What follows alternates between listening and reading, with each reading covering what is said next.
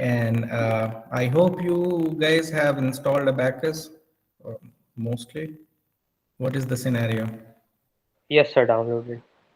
हाँ डाउनलोडेड नहीं इंस्टॉल कब करोगे Install also. Install also. installed also good acha so some of you told me that your system is not compatible for the software so what you can do is you can try for the lower versions of the software nothing changes much so you can try abacus 6.10 6.12 6.13 6.14 also I think 6.14 might cause some problem, but 6.10 to 6.13 should not be causing any problem.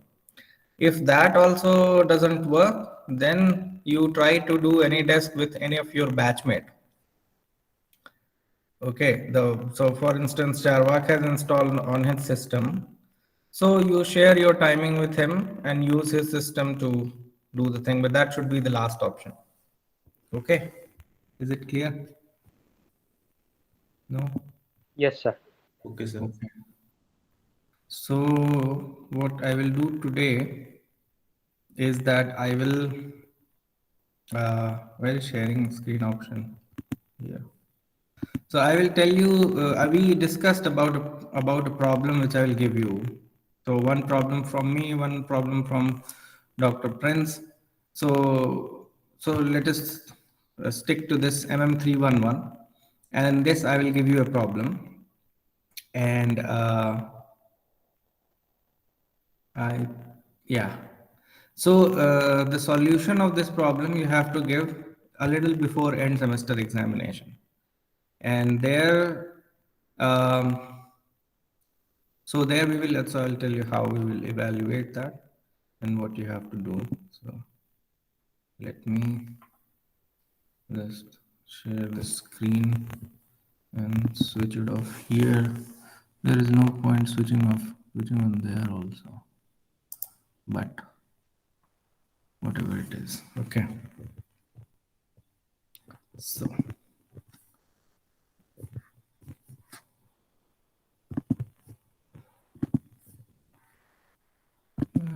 this is okay.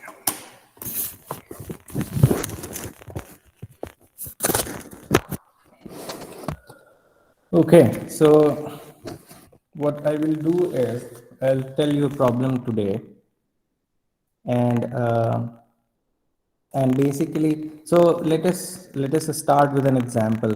The problem is going to be on modeling a physical event, and this event will keep on changing. So you can't copy it from last semester because last semester I gave a different problem. This semester I'll give a different problem.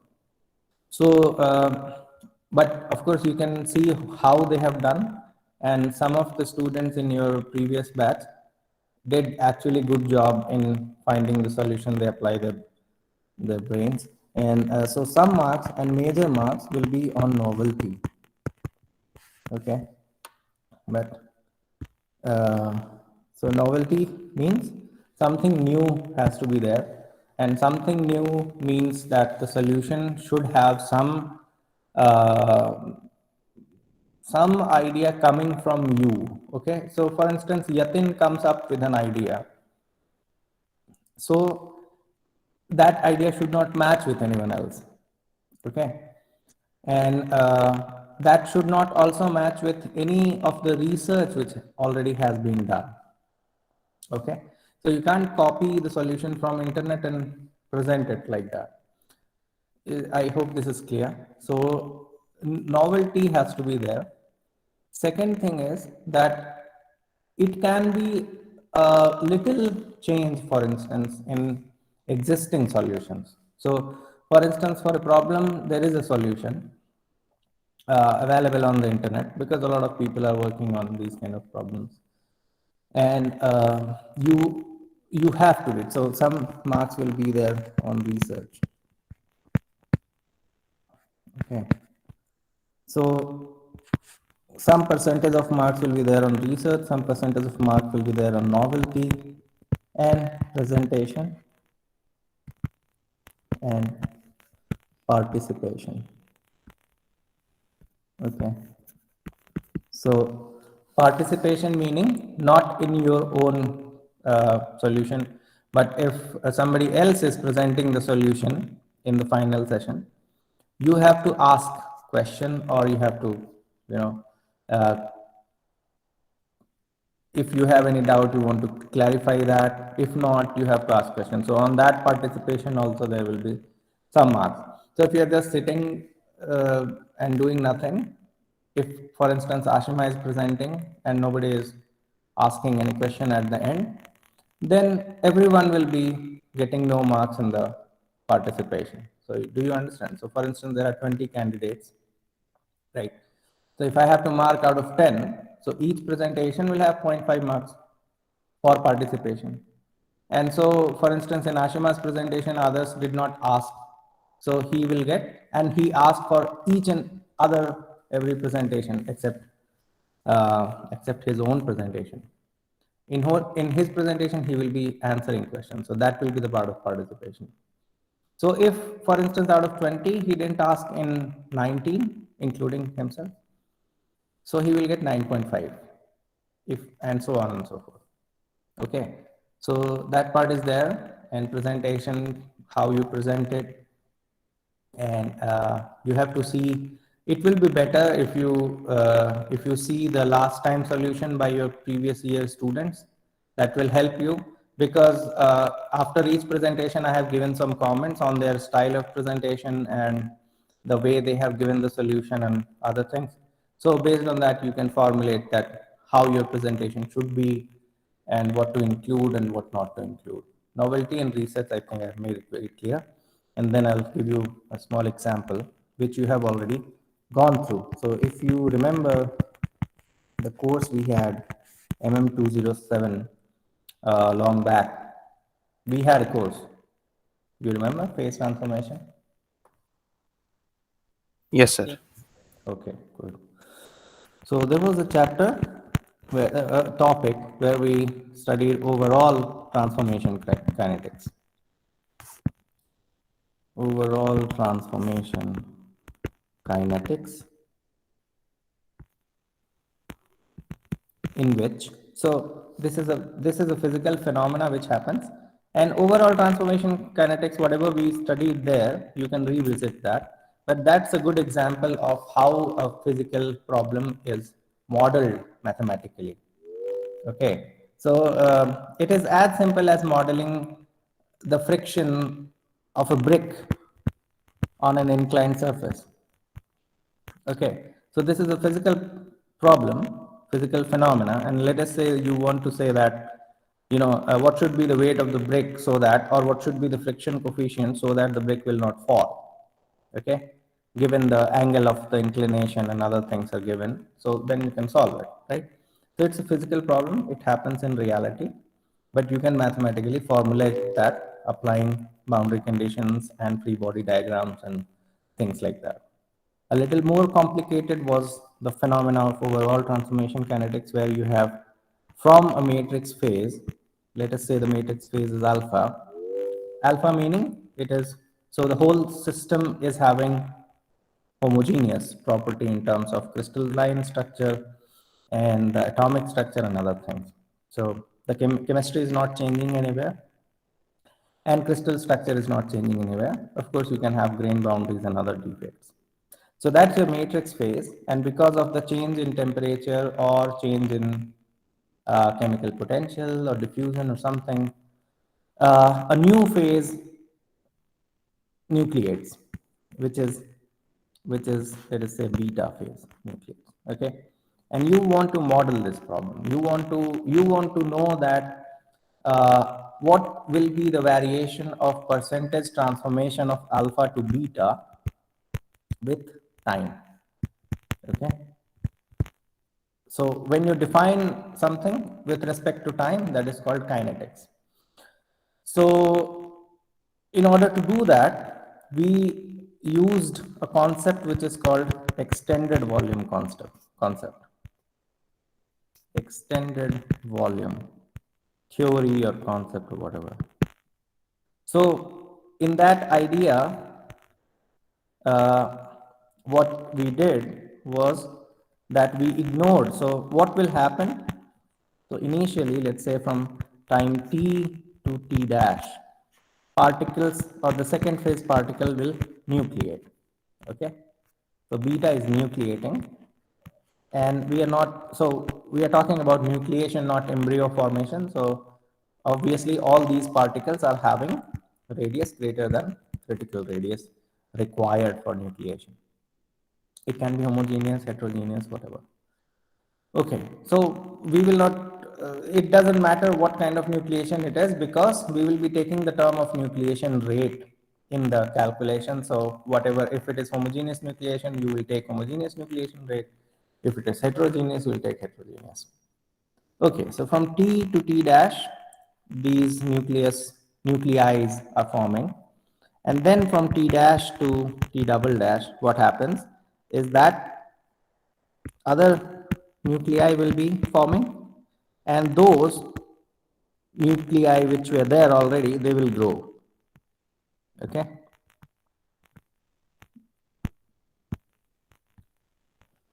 So now you have both phenomena happening at the same time. You have nucleation also happening, you have growth also happening.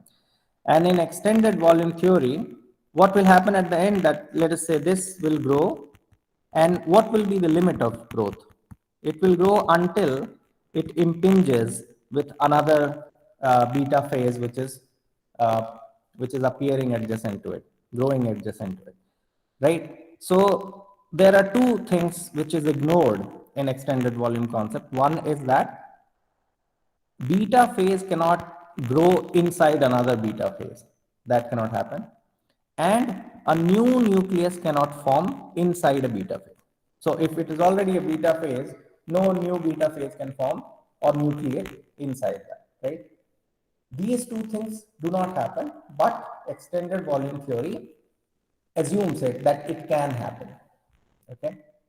And then they calculate the volume transformation based on the nucleation and growth rate, because they don't apply the boundary condition where the growth should stop or where the nucleation should stop. And then from that wrong volume, they calculate the correct volume. Okay, so you can revisit that idea of overall transformation kinetics if you want, and have a look at how that physical event is mathematically modeled, and then people have done a lot of experiments and found that that mathematical model works. Okay, for many of the nucleation and growth problems. There is one problem, however, where it doesn't work. Okay, and that is the problem which I'm going to give you. Although conceptually it should work, but maybe there is maybe you need to change something. Okay, and it might work, I do not know. So the problem which I'm giving you is the ductile fracture problem. So in MM302 course, we have seen how ductile fracture happens. So damage initiates in the form of voids, right? So you have, let us say, some volume of your element, and after you strain it too much, then some voids, micro voids will form, right? And after certain amount of time, these micro voids will start growing like this, not necessarily elliptical, but at the same time new voids will also be forming. So it is similar to what is happening here, right? And then what will happen is that after enough time, these grown voids will join together, right? And they will become a bigger void. So this is called void nucleation. The irony here is that void actually is nothing, but still we are saying that it is nucleating. Actually, nothing is nucleating. So it is void nucleation, then void growth. Void growth is one step, but simultaneously void nucleation is also happening. And the final stage is void coalescence. And once this coalesced, so two voids have coalesced, and adjacent to that two more voids have coalesced. So later on what will happen, that these grown up voids will coalesce further and will make a bigger, much bigger void, which will act like a crack. Okay. And so once it starts acting like a crack, then you don't have to deal with it's like you take a piece of paper. Do I have a piece of, I should have a piece of paper somewhere. So, but I don't want to destroy this much.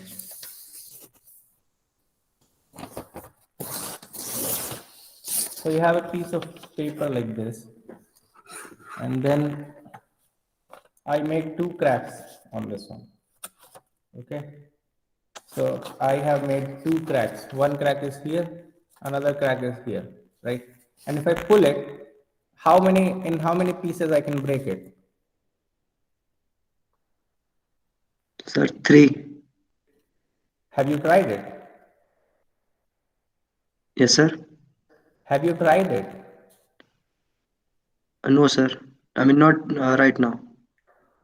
But before you have tried and broken it into three pieces. No, sir. It breaks into 2 pieces initially. Yeah, it will never break into three pieces. I haven't seen, maybe there could be a trick, but I do not know. Yes, sir. So whenever you break it, it will always break into two pieces. It will never break in three pieces. Do you know why? Sir, because one crack is more critical than the other. Yeah. So you cannot make exactly same two cracks, right? There will be some differences in atomic level, or maybe locally the paper is weak at certain crack.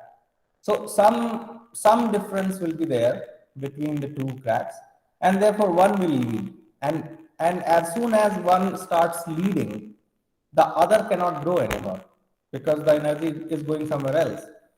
Okay, so that is never possible unless by some means you can create exactly two cracks which are exactly similar, and the local environment is also very similar, and then you apply exact same force on those two cracks, then I do not know what will happen. But in reality, always one takes over another, always. So you will see this phenomena happening in almost all the events in nature. So you can see, let's say, in the rainy season, a lot of drops will fall on your window of the car, and well, then more drops will fall, and once it becomes critical, the drop will start falling, right? So each drop is has a potential to drop, right? But once one starts dropping, the other one cannot drop because the liquid will go in that drop which is already falling. So that's an analogy where instead of energy, the fluid is moving to the one which is taking the lead. Okay. So that is what happens when once you have a macroscopic crack inside the system, in the load bearing capacity of the material drops very, very fast. And then what happens that all those voids which are there adjacent to this, they will not grow anymore, and this crack will grow, and then it will break the thing in two pieces. Okay, and you will see once you break this into two pieces, you will see a surface where you will have smaller voids, broken voids, which we call dimples, and at the center you will see a bigger crack. Okay, so this is the event which you have to model mathematically, right? This is very similar to what we did in overall transformation kinetics, but I'm telling you in the beginning that it doesn't work. It doesn't work. Okay, so people have done experiment and it will not match with the Johnson-Naylor-Brahmi equation, which is the final equation in this case. In this case, okay. But there are other models. So for instance, there is a model, there is a mathematical model made by Rice and Tracy. They described how this problem can be solved. Okay, there are other factors like boundary conditions which you have to keep in mind. One is that this void formation will start where in the stress strain diagram. Okay, so this is happening in a tensile specimen. It can be cylindrical, it can be of any shape. So this is the tensile specimen, and for certain period of time when you pull it, it will become thinner and longer, and after some time it will neck. Okay, so how is the stress strain diagram? Let us say stress strain diagram is like this. So until here, it is deforming linear elastically. It's not looking linear. So still not linear.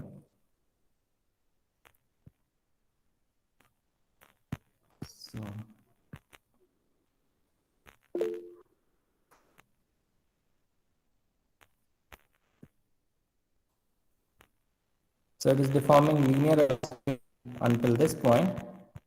So this is the deformation which is happening. Yes, Avnish? Can I take attendance, sir? Yeah, yeah. Gokul, Yes, Prem sir. Dayal, Sir, Gokul, sir. Yes, sir. Satya Prakash, Yes, sir. Vedant, Vivek, Yes, sir. Sir, Vedant, Vedant. Yatin, Present, sir. Asima, Yes, sir. Bobby, Present, sir. Ankit. Yes, sir. Okay, thank you. Okay. Sir, Sir, Harshvardhan. Sir. You haven't said. Yeah, I see. Sir, even my name was not said. Okay. Sir, Adarsh. Okay. Sir, Harshvardhan. Yeah. Okay, sir. Okay, all right. So until this point, it is deforming elastically, and after that you have plastic deformation, so it will become thinner in a non-linear fashion, thinner and longer, but there will be no local deformation, so necking will not be happening until this point. And so damage must have started somewhere in this range. Nucleation of void will start somewhere there. And localization, once the necking has happened, that means you have coalescence achieved. Void coalescence has been achieved. Okay, so local deformation is happening too much, right? And internal area has decreased. That's why the stress is higher. See, if I apply sigma here and I don't change it, and if I cut it here, so how much is this automatic thing? So if I cut, do not work with any trick. Okay. So if I cut it like this, then I have area, right? That is not changing. But then I have kept the same stress and I cut it like this. So the area has decreased by this much amount, right? Because these dark things are voids, so there is nothing there. So actually area is A minus, if you imagine this to be circular, it is pi r1 square, no. Yeah, pi r1 squared minus pi r2 squared, if there are two voids. So that is the real area, right? So instead of stress, I should write force. So in this case, the stress is whatever the value, but here the stress will increase, right? Because the area has decreased. So local deformation, as soon as it takes place and there is internal area reduction, the stress will increase and it will keep on increasing. It is like one void has taken a lead, okay? So you see really that this taking lead part is not actually happening here. It begins here somewhere, right? So void nucleation is happening throughout in this range, and void growth might have happened after some point of nucleation time, and then coalescence might have happened somewhere there. And after that, macro crack has formed, and then the crack propagates, and then you have the load decreases. That means the crack is growing. So the crack is going, and then it fails at fracture stress. Okay. So what you have to understand is that As long as there is elastic deformation, void nucleation is not happening. That is one boundary condition which is pretty clear for your model, right? So you have to bring in yielding. Some yielding criteria you have to put in. Sir, After which, yeah, sir, some background noise is here. what? Sir, when you are speaking, some background noise is coming. Is it coming now? Yes, sir, somewhat. Is it coming now? Yes, sir. Yes, sir. This background noise also develops, I think. So now I will have to use my phone.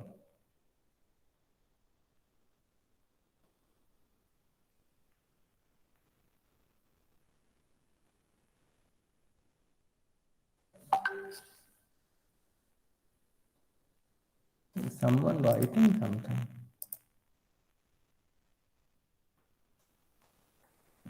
So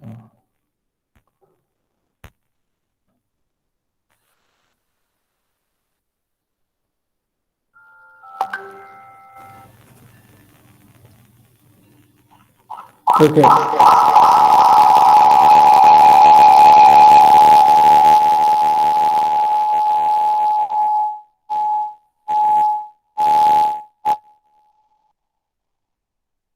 That was not good.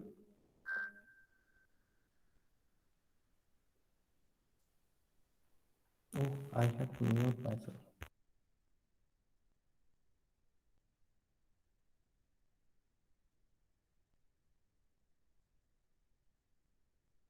Okay.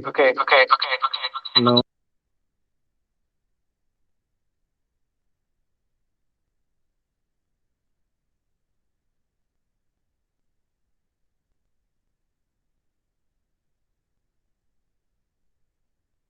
Sir, you are mute.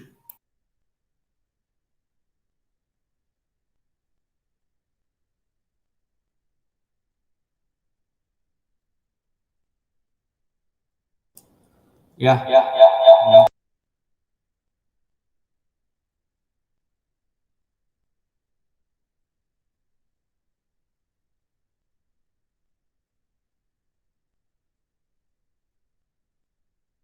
Okay, so are you getting the noise still?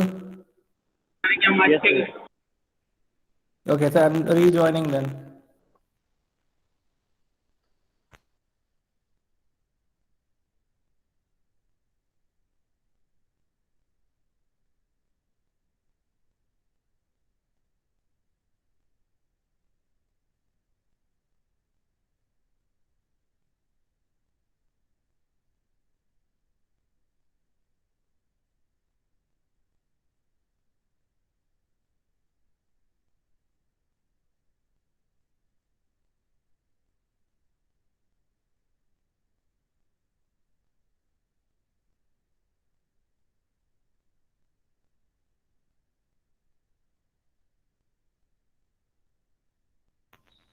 How's it now? Can you hear me? Yes. Is it is it better? No, sir. Still background noise is there. Still noise? Why are you getting noise? I don't understand. Okay. So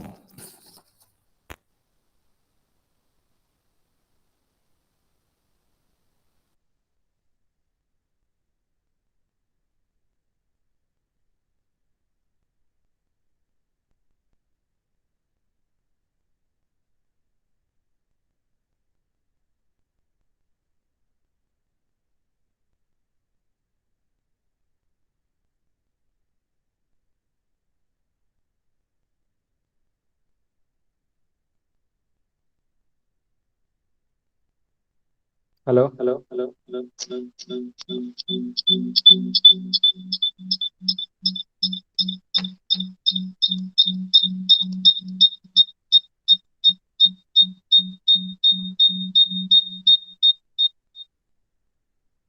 Hello. Sir, your voice is echoing. Yeah, yeah, I know. But sir, there is no background noise, no?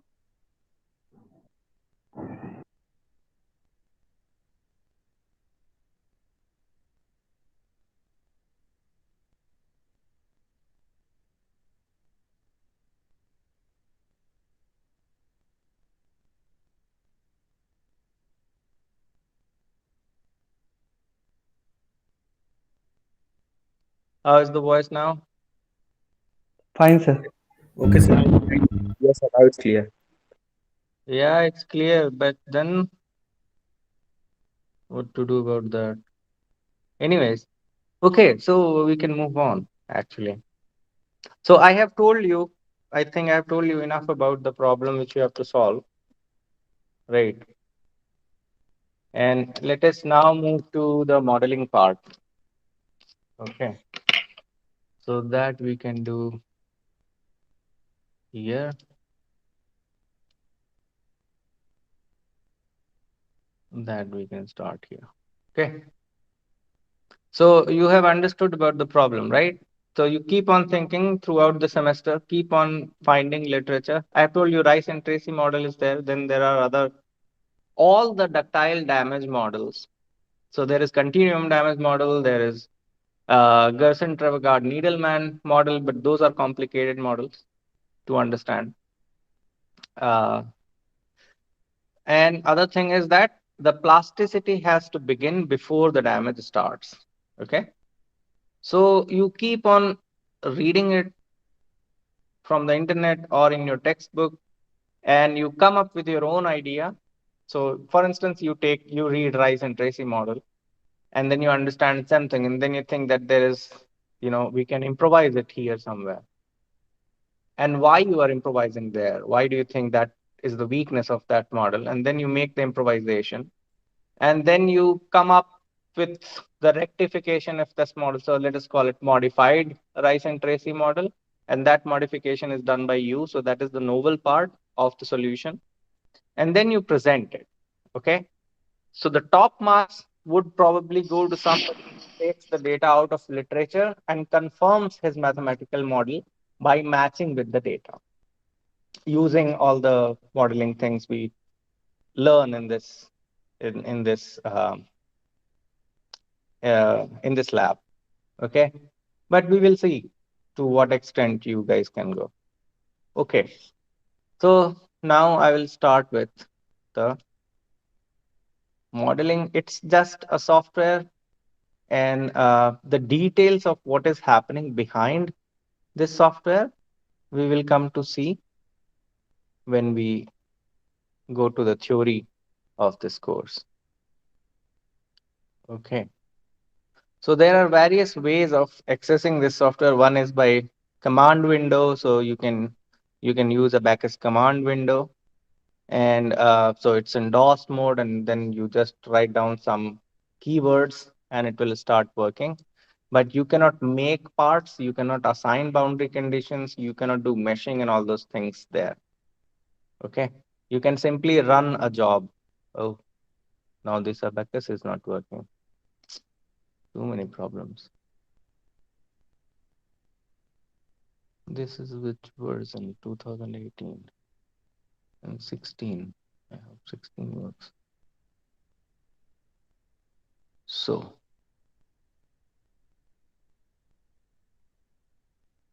no. So why 18 is not working? 18 should work.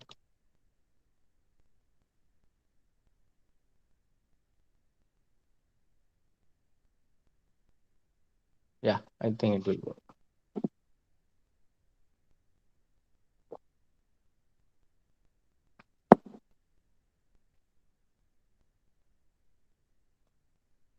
Okay. So you okay. So you see a small. No? I want to change some things here. Let me make it 1680. I think 1720 will be.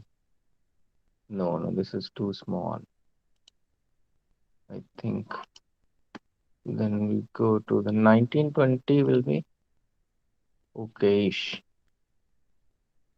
Yeah, this is okay. Okay. So this is the software.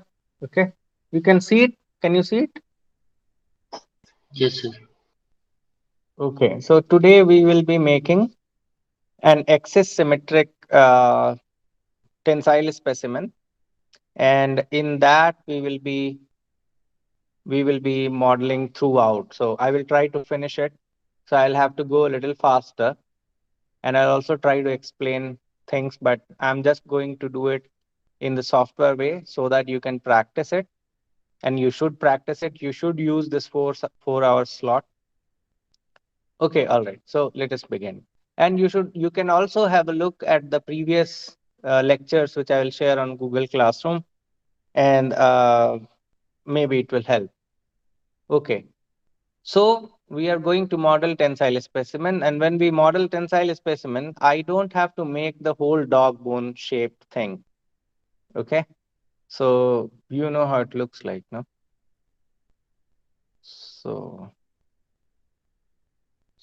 let me just, let us say, cylindrical tensile specimen. So this is how it looks like, right? And I don't have to model the whole thing. I just have to model the gauge length part. So that means I just have to model the cylinder. Okay. Just the cylinder which has no fillet radius, no change in the radius of curvature, nothing else. Okay. So I'll show you why, because we have the facility of modeling, we don't have to model the whole thing. And actually, if you try to model the whole thing, it will become very, very complicated. Okay. So a round cylinder is actually an axisymmetric problem, right? Because if you just take a square and then rotate it, so sweep it along the, so how do you do it? You do it like this, right? So imagine, no, you can't imagine like, okay, imagine this, right? So this is a square, and I fix this one and I sweep it like this, right? So what do I make? Do you see what I'm doing? Do you Yes, sir. understand what I'm doing? So No. you take this box, right, and fix this thing, and then move this one where my thumb is. Okay. Yeah. So like this, I sweep it like this, right? So if I sweep it, I make a full cylinder, right? Yes, Do sir. you understand? Yes, Yeah. sir. So then axisymmetric part of the full cylinder is just a box. It's just a rectangle, right? So that is what I will do. That is what I will model. So we go to parts, and let us name it, because that is more organized way of doing it. So I'll just call it tensile specimen. And I'm going to do axisymmetric modeling, deformable because it's not rigid, and shell, and I continue. So this is the sketch. And this part is similar to AutoCAD or other geometry making softwares. So here you can make, circles, ellipses, arcs, fillets, and inclined lines, etc. So you can actually make a lot of complicated things, but we are not in that field. So we just have to make a rectangle. And because it is axisymmetric, you see this greenish line here. That is the axis of the axisymmetric universe. Okay. So if I'm keeping my box like this and fixing this axis on the axis of my axisymmetric world, then my rectangle, one edge of that rectangle has to fall on this axis, right? Okay. And then I just have to give dimensions. So let me see what is the dimension. This is having a diameter of 9 millimeter and a length of 45 millimeter. Okay. So instead of modeling this whole cylinder, so do you think I have to model the whole cylinder? Or can I further reduce the modeling space? Sir, the central part can be modeled. Yeah, right. So I don't have to model the whole 45 mm length. I can just cut it from the middle, and I have to model only half of it, right? So that will be 22.5. So 22.5, and then do you think I have to model whole 9 millimeter? No, because I have to model just the radius. So 4.5 millimeter. Okay. So this length will be 4.5, and it is dimensionless. So I'm giving my dimensions in millimeters, and this length is 22.5. Okay. So this is what I have to model. So I say I'm done. And this is what it makes. It makes the box, which if you sweep, it becomes axisymmetric. Okay. So whatever stress, strains, and things like that you will get at the end will be the representation of the whole cylinder and not one film. Okay. I hope this part is clear. The stresses, strains, and everything, whatever you will get, will be the representative of the whole cylinder and not just one film of it. But this is not true in case of two-dimensional modeling, which we do, because there, if you define the default value of thickness 1, it will give you the stress and strain only for 1 millimeter thick film. Okay. And if your sample is really 10 millimeter thick, you have to tell the model that there is thickness of 10 millimeter. In axisymmetric case, you don't have to do it because there is no other value rather than a default value, right? You cannot say that this sweeping should keep on going for 2 revolution. It can only go for 1 revolution. And once the cylinder is done, there is nothing else to do. So you can't change that. You know, the theta plane limit, that you cannot change in axisymmetric case. Is this clear? Yes, sir. Okay. So we are done with the part, and we have done what we did last time with the material. So I'll be a little faster, try to be a little faster here. So I'm giving the values for conventional steel material. So for steels, usually the elastic modulus is 200 gigapascals. Poisson's ratio is 0.3, 0.33, whatever. It is going to be isotropic. You have a lot of other options here, but we will not play with those options. So I'll keep it isotropic material. And I will also assign plasticity. Now this is important. Okay, so I think we will go in plasticity in next lab, because the data which you have to feed here takes some calculation. And I will talk about that part in the next lab. So we will keep it just elastic today, linear elastic. Okay. So that means I don't have to define any other material property here. But that question should have come to your mind, that why are we not giving parameters like density? Why not? Why we can just define elastic? Because in a stress strain calculation, do you have a parameter where density comes up, or do you really need the mass? If you have to calculate No, sir. yeah, you don't need it. But that's not the straightforward answer. The answer will be when we will study about implicit and explicit algorithm. And what happens in implicit and explicit is that in explicit or dynamic analysis, which is called, okay, so let us, but because if I use that laptop, it is echoing. Okay, so I'll just tell verbally, and then we will deal with this in maybe in one other lab, or let me just try this once again. Maybe it works.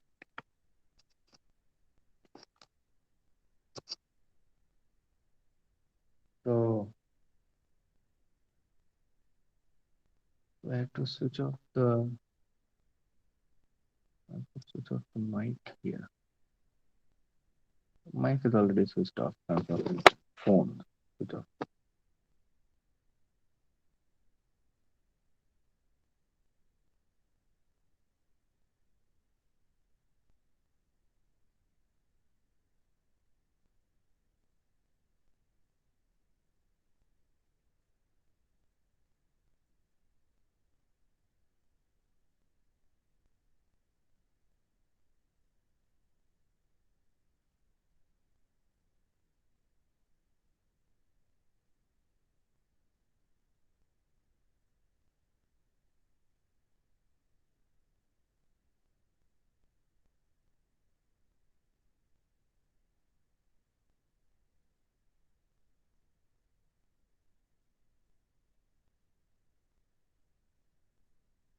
Is it echoing? No. No, sir. No, it's not echoing. Okay, good, good. So now I can explain what I was explaining. But and to unshare there and share here. Entire screen. Share. Okay. So let us come back to this thing. And so why we are not using density and other things is because there are two things which we will deal in detail in the theory course, but just to tell you that one is static and another is dynamic. What does it mean?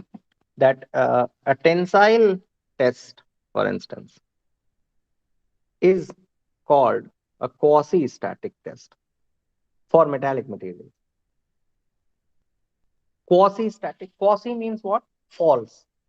So it's not really static, but you are calling it static. So it is close enough to being static. Static, what does that mean? It means that nothing is moving, right?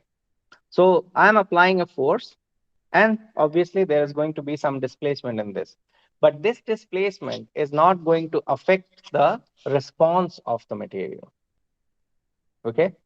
So this is not a deformation or loading in terms of displacement or load fast enough to cause any changes in the mechanical behavior of the material. So if you plot stress strain diagram of a steel, let's say, and you do the testing at a strain rate of 10 to the power minus 3, okay,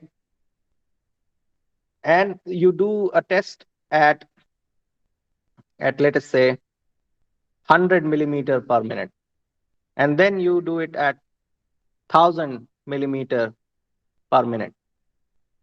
So that means 1 millimeter extension you are causing in 1 minute. That is, so let us keep it 1 millimeter per minute. So in 1 minute, 1 millimeter extends. In another test, in 1 minute, you extend it with 100 millimeter. That will not happen in metallic materials, but the rate, the velocity of the loading is that. And then there is third condition in which you have 1000 millimeter extension in 1 minute. Okay. So if this tensile specimen can extend only by 2 millimeter, let's say, so first type of test will take 2 minutes, right? Second type of test will take how many minutes? So it is going 100 millimeter in 1 minute, right? So 2 millimeter it will go into 2, right? Sorry? 1/50. Yeah, 1 by 50 minutes. And then the last one will be 2 by 1000 minutes, right? So you see, as the velocity is increasing, the test will be finishing in a very, very small time period. And that much amount of strain rate can change the mechanical behavior. So it will make the material, elastic modulus will not change much, but this will become like that for 100 millimeter per minute, and it will become like this for 1000 millimeter per minute. Ideally, it might change for different materials, but the usual response is the material becomes brittle because of dynamic loading. Okay. And if you have to model the dynamic loading, that means you have a velocity involved, or you have, because of some reason, you have explicit numerical calculation, which we will discuss later on. So usually explicit behavior of numerical calculation is used when there is velocity involved. And in that case, Newton's second law is solved numerically. So you have a velocity term. Okay, so U double dot is there. You have an acceleration term. U double dot is there. And in order to solve that velocity function, you have to have density into the picture. Okay, so for now, just I know you're not satisfied with this small explanation of why we are not using density. But let us settle down here with this explanation, and we'll come back to this when we start in our finite element analysis, because for that we will have to understand finite element analysis also a little bit. Okay. So we are assuming that the deformation is so slow that it is as if that each frame of deformation is static. Okay. So there is not so much effect of the acceleration in our material. Okay. And therefore we call it quasi-static.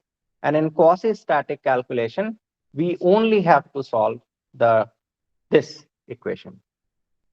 So F is equal to Ku, where F is the force vector, K is the stiffness tensor, and U is the displacement vector. And this golden equation, we will deal a lot in finite element analysis when we learn about that. Okay. So this is basically what is being calculated by the software at the end in each element. This calculation is going on. And here we don't have any density or any other parameter. We just can deal with the dimension of the material and elastic modulus. If there is plasticity, plastic material data, and if there is damage, for instance, or creep, or any other mechanical behavior that we have to tell the model, but we don't need to tell the model about the non-mechanical properties of the material. Okay. So now let me go back to that one. I'll just finish here. So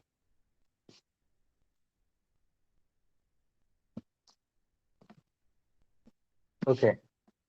So now let us come back to the software. And for the next week, you will have to model this for different element sizes. Okay. And you have to show the result at the end. So basically what you have to do is you have to calculate the stress and strain for this tensile specimen by modeling it with different element sizes. Okay. And you be here. So once I finish, Avnish and probably Rohit can also help you in telling you that how you can calculate stresses and how you can calculate stress and strain for the model at the end. Okay. So I have shared now. So that means now coming back here, we have described the elastic behavior, and that is enough. So we have made our material. Now I make the section. Section is homogeneous. I don't need to give it a name. You can give it if you want, but I won't give it. There is no need of plane strain, plane stress thickness because it is an axisymmetric problem. And then I tell my model that this axisymmetric object should have the material property defined in the section 1, which is solid homogeneous steel. Okay. So it becomes green, material property is assigned. Now I come back to assembly. Assembly is something, for instance, you have to model, let's say a ball bearing. So you have 10 balls there, and you make in the part object, you make one ball, right? And then you have to see what is the interaction of 10 balls. So assembly is simply assembling different parts, okay, to make the whole machine. But in this case, we are not doing that thing. We just have to bring in the object. So I click on this one, and I can bring in the object. And here there are two options. One is to make the part dependent on mesh or independent on mesh. Don't worry about it. It simply means that if I use dependent, I have to mesh it in the part module. And if I choose independent, I can simply mesh it in the assembly module. There is no other difference. Okay. So for most of our modeling cases, we will be choosing independent instances. Okay. So now this object which we made has come to my assembly. Okay. And I don't have to do anything in the assembly module apart from that. And then I go to, well, actually I have to do something. I need to partition it. Partition means that I have to break this object into certain areas. It will not be a real breaking. It will be just, some some areas which I will be telling that, in that area, I'll have different sizes of elements, and in another area, I will not have. Let me just do that. So for partitioning phase, I click on this, okay, and it again brings it back to the sketch thing. And here I just draw a line like this. You can actually tell that it should be, let's say, 2 millimeter. Okay, so why it's going like that?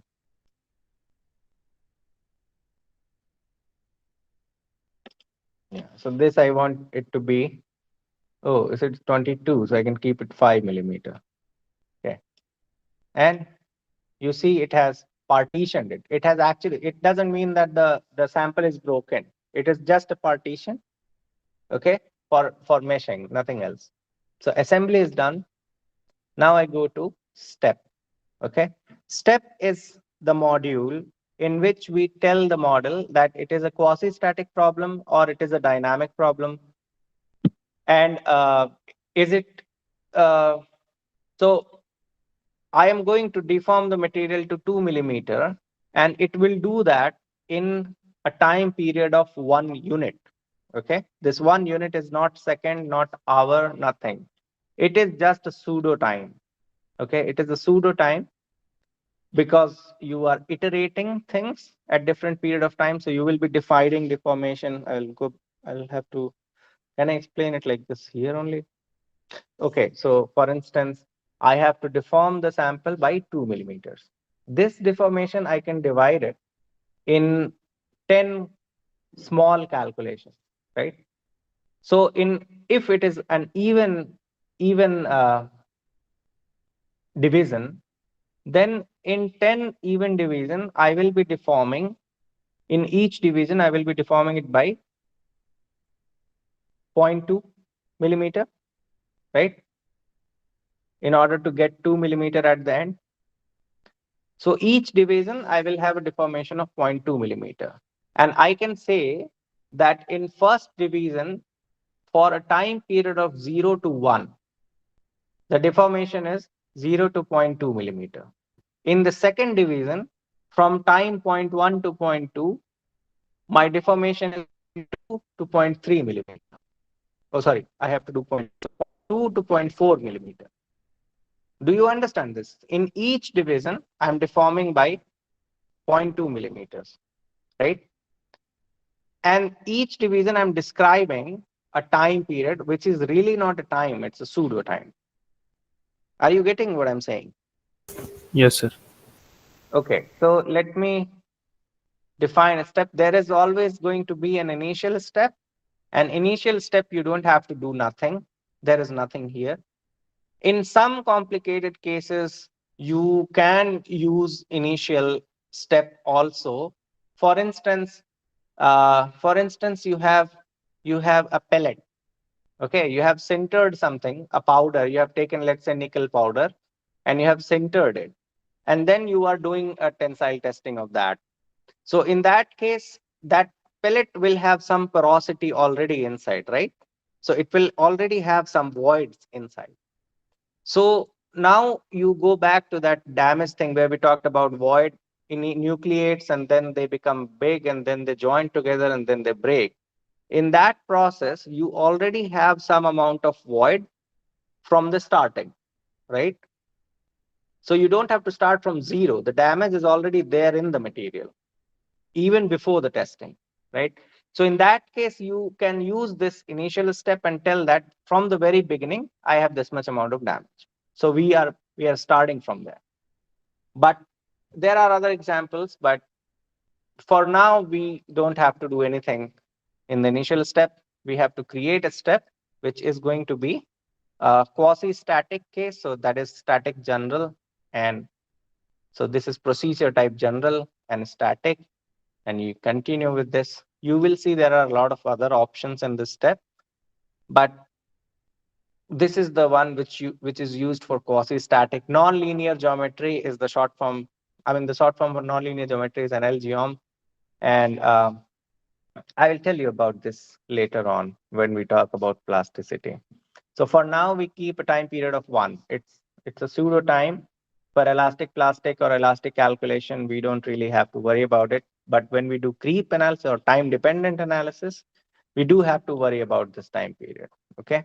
So for now, we just keep it 1. It simply means whatever deformation is there. Let's say if you have to deform by 5 millimeter, that will be done from a pseudo time starting from 0 to a time of 1.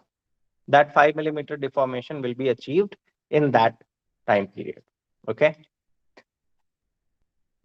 And here you have to describe how many number of increments. I'll tell you about these details later. Let me just, uh, give some default values. So the initial means that the incrementation, so the time period will start by an increment of 0.1. And if I give a value of maximum 0.2, then it will never try a division of time which is having a length of more than 0.2, length in the time space. Okay. So it will never try a division. It will be going for a time period more than 0.2. If I put 0.3, it will not go more than 0.3. But what will happen if it tries, let's say, from 0 to 0.1, and because of some reason the calculation do not work out? Okay, so we call it, in terms of finite element analysis, we call it is not converging. The solution is not converging. The equation is not being solved. Okay, there are many equations which will be solved for each element, and for some reason the element is not deforming well, or you have done some mistake in boundary condition or material property or somewhere, the equation is not giving any result. It is a singular result. What that means? You have a polynomial which is no roots of that. Okay, so you don't get any solution. Your determinants becomes 0. Okay, so in that case, you cannot get any solution. If that happens, then this will come into picture, maximum number of increment and this minimum value. So let us say from 0 to 0.1, it tries to deform the specimen by 0.2 millimeter. It tries it, and equation fails. You get singular solution, so you don't really get any solution. So in that case, what it will do, it will try for a smaller division by itself. Okay. So then it will try for, instead of 0.1, it will try for 0.01. And then if it converges, it's good. It doesn't, then it will go even lower. So it will go to 0.001. To what extent it will go? It will go to this extent. It will go to 10 to the power minus 9. And beyond that, so if for 10 to the power minus 9 also there is no solution, the calculation will be aborted and the software will tell you that this problem is not being solved. Right? It will go to that minimum value. For each subdivisions, it can do a lot of iterations. Okay. So how many number of increments can it try for?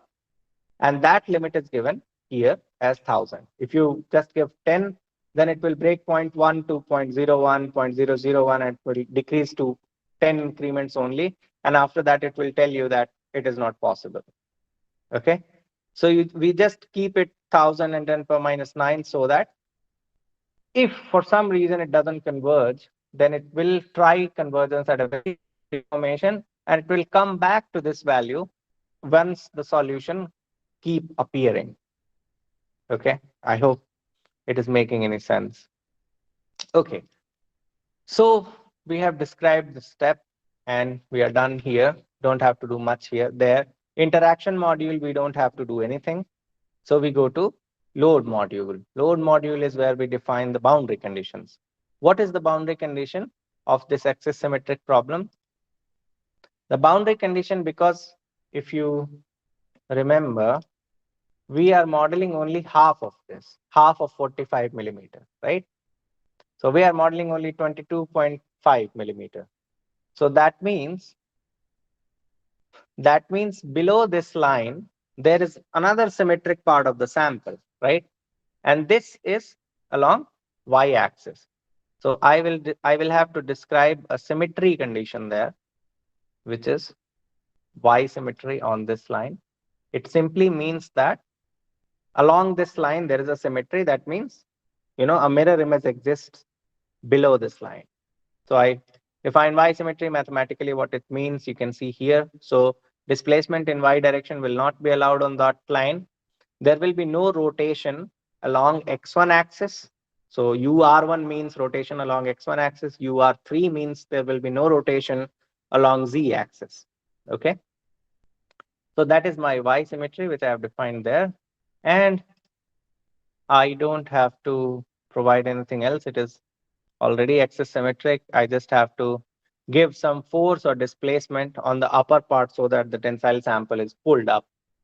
So on here, I will give, let us say, a displacement of 2 millimeter. And I don't want this thing to move in the x direction. It will not move because it is axisymmetric. So I don't really have to do anything there. And rotation also is okay. I don't think there will be any rotation there. So I have just defined that this will be pulled up by 2 millimeter. So you see these arrows, and the arrow tells you the direction. So if you want to compress it, you have to write -2, and then it will compress it. Okay. So that I have defined. In a step 1, initially, there will not be any displacement. In a step 1, there will be a displacement of 2 millimeter. Okay. Now we come to meshing. And in meshing, for now, we want to have regular meshes because irregular meshes are not good. We will see why later on. So for now, I want it to have quadrilateral elements. That means rectangular elements or square-shaped elements. And I want to have it structured. That means the transition of big size to small size should not be random. Okay. I will show you the difference. See, and using this, I can assign that what should be the size of the square, so if you remember in the first class, we took that cantilever in 1 dimension, right? That was a line. And we divided that into 3 different sections or 4 different sections, right? We could have done that. We could have done that in a non-even way. So in a gradual way. So we could have we could have divided that in, let's say, 10 pieces, in which, initial 5 pieces are very close, and then the length increases gradually. We could have done that also, right? So that would have been irregular discretization, okay, or biased discretization. So we are dividing the object into pieces, but all pieces are not equal. All pieces are different in different dimensions. Okay. So that biasness we sometimes need to do because we want to know the stress and strain values of certain area. And in certain area, we are not really bothered about what is the stress and strain. Okay. So anyway, so for now, I will just assign a fixed size for the whole model. So I don't want to change it anywhere. I'll assign it 0.2. And you see these small seeds are put, and the distance between each seed is 0.2 millimeter. Okay. So when I click on this and say OK to mesh part instance and say yes, then it will just make the mesh. Okay. So each box is having a length of 0.2 in X direction, 0.2 in Y direction. Okay. So it's a regular mesh. And each element is a square. Each element is quadrilateral. Okay. Is this part clear? Yes, sir. Okay. Sure. I know I'm going a little faster, but don't worry about it. We will repeat all these things. I want you to watch this video, practice it, and we will come back because we will be modeling in 2-3 labs. We'll be modeling only tensile specimen. We will be doing a little changes here and there. So in the next class, we'll try to introduce plasticity, and then later on, we'll try to introduce damage also in the same sample, same model. Okay. So you also should make the model and keep it saved. You shouldn't, I mean, it will be actually good if you delete it and don't save it so that you have to make it once again. But you should keep it because we are going to play with this a lot. Okay. So So now I have meshed it and nothing else has to be done. And then I go to job module. I create a job and I give it a name, Tensile. So I can give it some coding, steel, tension, 0. I shouldn't write dot here because that will not be good. So I'll write 0.2 millimeter. 0.2 millimeter is the size of my element, right? And then I can also say that my displacement is 2 millimeter, and that's it. So name of my that's the name of my model, and that is done. So this is what is created. One important thing is you should always create a work directory where all your files will be there. So for instance, I create a work directory. I will make a work directory MM311-2022, and I put it there. Okay. And then I submit the job. Okay.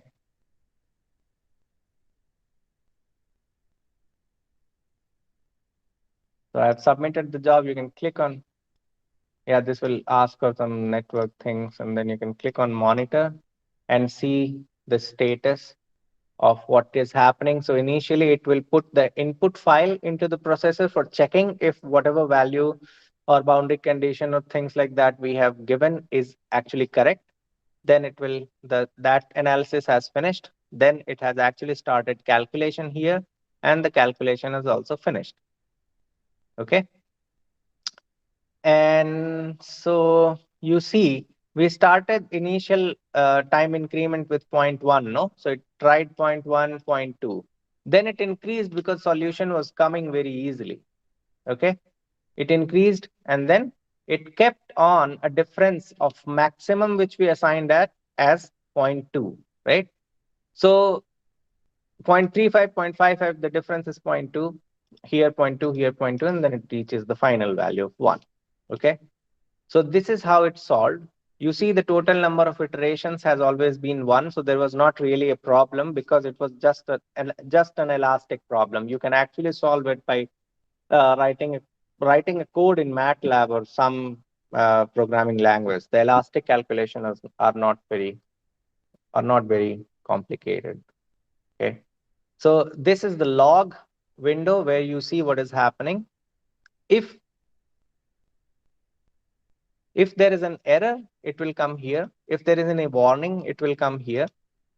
And this is the output messaging where it says that, the output file for first increment, second increment, third, fourth, and so on increment has been written down. This is the data file. You will see a lot of details here. And this file is needed when there is some problem in the job. Message file is the same thing. It will tell you what is the convergence, what is the smallest increment tried, how many equilibrium attempt has been made, and this and that. And a status file is also the same thing which you are seeing here on this monitor. The same thing is written in a text file, which is called status file. So if I go to the work directory, which I made as MM311, no, where it is.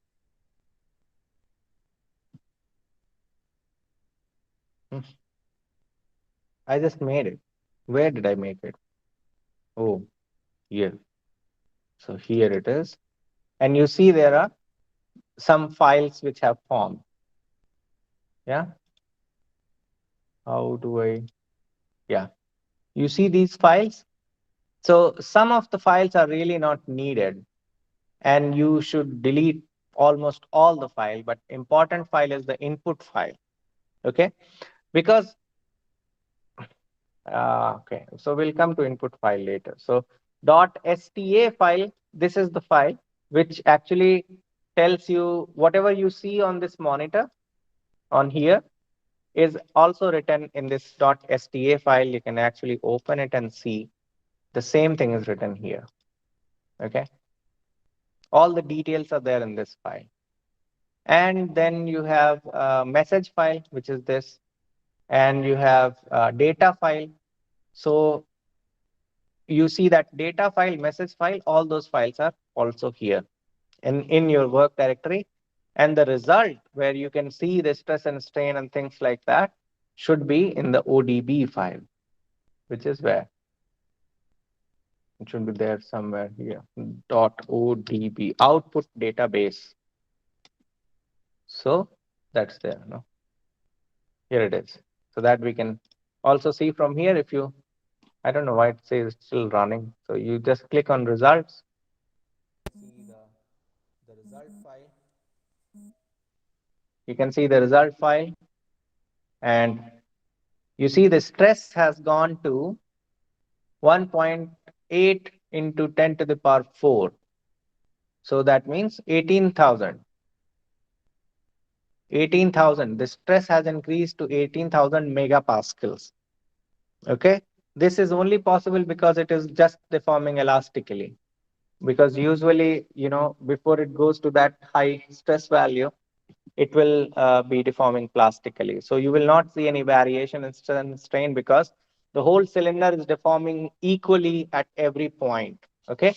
So you see the stress is same everywhere. That's why you see one color. You don't see any other color. So if you want to look at stress, you have to select here. S is the stress value. And then out of stress, you can see sigma 11 is S11, sigma 22, sigma 33. And then you have seen the variants, no, in your MM302 class. So you can see the values of principal stress, maximum, minimum, and the middle one.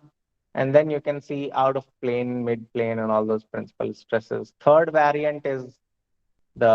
third variant is the multiplication of 3 eigenvalues. So all those parameters related to stress you can see here, and strain is in the form of E. So you can see E11, E22, E33, E12, all those things. You only see E11, E22, E33 because it is an elastic model. If there was a plasticity, you will also see plastic strain, elastic strain, and total strain. Okay. And these are true strain values. Okay. We are not dealing with engineering strain at all or engineering stress at all. Whatever stress is coming are the true stress value, Cauchy stress value, and Green's strain value. Okay. But from this, you have to calculate engineering stress and engineering strain. And that is what you have to tell in your lab report. How you will do that, you have to think about that. Okay. So I can click on this and you can see how it is deforming and make it a little slower. So you see the sample is getting extended, right? Or I can also go frame by frame.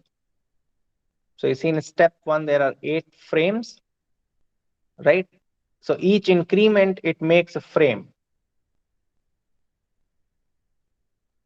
So go to 0 frame. This is the initial frame, no deformation. Frame number 1, it goes to 0.1 millimeter deformation or 0.2 millimeter, I guess. And then frame 2, then frame 3, and you can rover over it. And at the end, you achieve the full deformation when the step time is 1. You see here? Do you see here? Step timing is 1.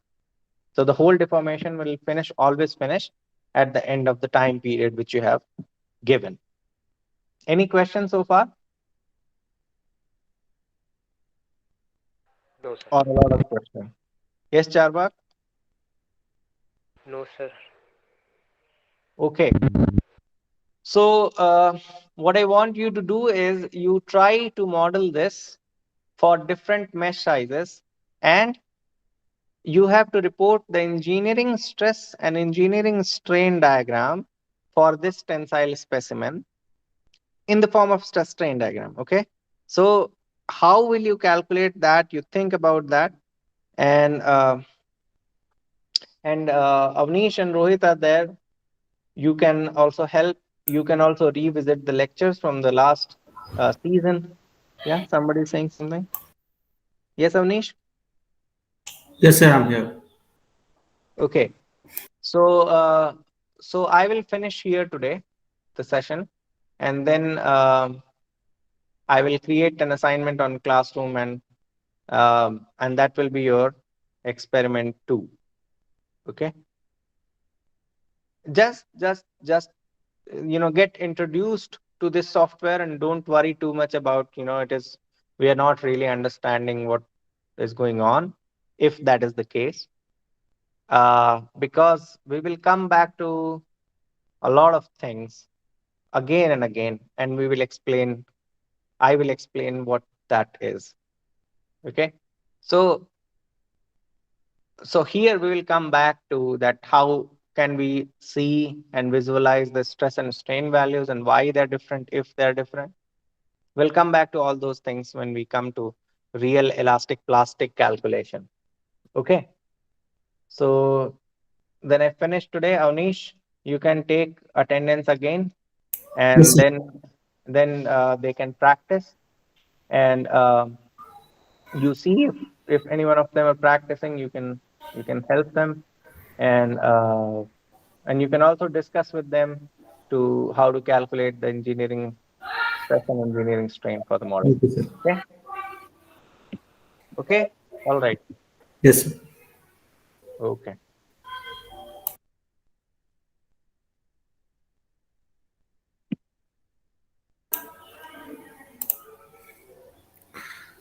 Uh, Prem Dayal. Yes, sir. Yeah. Adarsh, Yes, sir. Charwak, Yes, sir. Yatin, Present, sir. Bobby, Present, sir. Harshvardhan, Present, sir. Vivek, Yes, sir. Kanupriya, Present, sir. Asiman, Present, sir. Ankit. Present, sir. Anyone left? Sir, Satya. Vedant. Huh? Satya. Vedant. Satyam, Vedant, Gokul. Gokul. Yes, sir. Yes, I'm here. Okay. So, have any doubt? Sir, if you can show us how to do that again from start, because Yes. I just give you the clue. Okay. First of all, you see it again, and if you want more help, then you again see the last year lectures. Okay. So most of the things is repeated. So if you have a problem in this, then if anything is remaining in this lecture, then you can see previous. Okay. So that is helpful. sir, Sir, but for for the this lab one, particular lecture, we have to watch after this is being uploaded to the YouTube or some other stream. Okay. So you talk to sir. Sir will give you Okay, a okay, link. sir. Okay. Yes, sir. After when we complete this, then after the completing of session, this lecture will provide to you. Yes, sir. So you start practicing. sir, can you explain about the lab one, how we to do? Huh? Either written part or we have to model. Pardon? Lab one की Sir, क्या for क्या करना? assignment 1, do we have to do any kind of modeling in that? Assignment 1. Yes, sir. Because sir said that we only had to plot U versus X. But then, I mean, in the video, it was shown that the cantilever was also modeled by him. So, do we have to paste the picture of that model? No. Let me. I just talk to sir and give how can you solve. I will give you by WhatsApp. Okay. So Sure, the sir. question Sure. is Okay, sir. again, please. Question is. Sir, the question is whether we have to paste the model of the cantilever in the assignment which we have to submit tonight, till tonight. Okay. It means how to solve. No, sir, Not exactly, solving sir. part is given. Yes, sir. Sir, actually, I Yeah. mean, the sir said that for result and for discussion, we just have to plot the graph between U and X. But in the Okay. video, sir had modeled the cantilever also. I mean, nothing was done in that. He just made cantilever. But Okay. do we have to paste the picture of it just No. for the report? Don't just paste the picture. You again model it. Okay. Yes, sir. Again, you all of them model it and apply the boundary condition. Then you solve. But for the next assignment. That's what we have to do. No, for today assignment, I think this is. And sir, for today assignment, that wasn't to be done. Okay. In today's assignment, sir asked us to basically compare the numerical and analytical solutions using the graph Okay. and comparing those values by plotting them in the graph. Okay. Okay. So anybody have any doubt, then you can post the message on the chat box, okay? In the WhatsApp group, okay? Then sir can give answer. If you have any doubt regarding today's submission, okay, sir. Sir, the previous year lectures are uploaded on YouTube. Sir's Yeah, YouTube channel. yeah. On YouTube. Okay. Okay. Okay, sir. Okay. Thank you. So you need more help from me? Sir, first we will have to study, then. Okay, then you first of all you have solved. Then this is helpful for my side. Then I can Yes. help you. Okay. Okay, sir. Thank you, sir. Thank you. Thank you, everybody. Thank you, sir. Thank you, sir. Thank you, sir.